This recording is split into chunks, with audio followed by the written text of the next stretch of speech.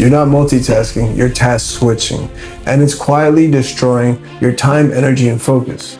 So every time you bounce around from Slack to text to email, your brain needs time and energy to reload the previous task. Now this can actually cost you up to about 40% of productivity, and there has been studies shown that it can actually take about 30 minutes to reload the previous work you were just working on. Now neuroscientists call this a switching cost. Your brain has to shut down one neural pathway just to load up another one, and it does this over and over again. Now there have been studies on multitasking, and they have shown three consistent effects on the brain and body. One, you lose time and accuracy. Two, your prefrontal cortex is burning constant glucose, using energy just to reset the control settings.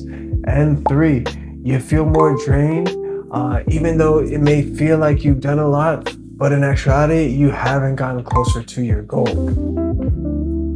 When you think about high performers, they aren't doing more at once. They're actually building themselves a monotasking environment where one thing gets 100% of their bandwidth.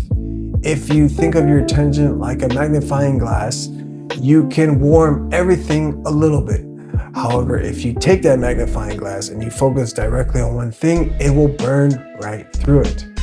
Now, becoming beyond human isn't about grinding harder. It's about designing a brain environment where deep focus is the default and not the exception. All right, here's the good stuff. Your 2-minute monotask protocol. You can start directly after this video. The first thing you're gonna do is your external environment reset. So on your computer, if you have a bunch of tabs open, you're gonna shut all that down and leave it down to one tab that's actually working on the desired task, right? Another thing is you're gonna shut down all your apps. So it's gonna be just one tab, one app, one outcome.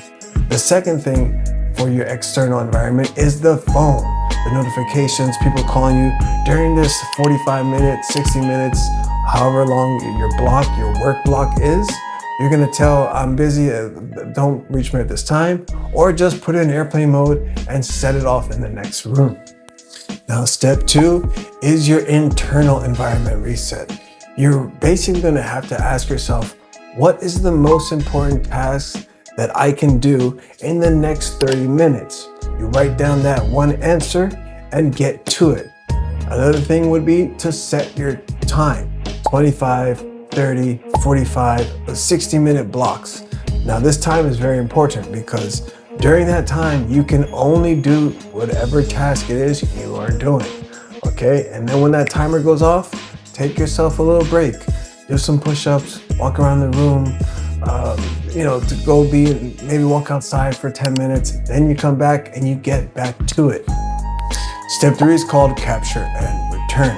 When a random thought pops up, you're gonna wanna capture it and return to the main task.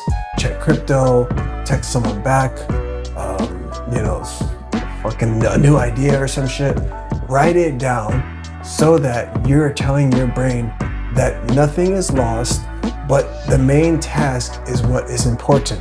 You're doing this over time, it's gonna become second nature and automatic, and you're gonna be way better off. Step 4, reward the focus. When the timer ends, give yourself a micro reward. Stand up, give yourself a stretch, walk around. You can even get on your phone with intention.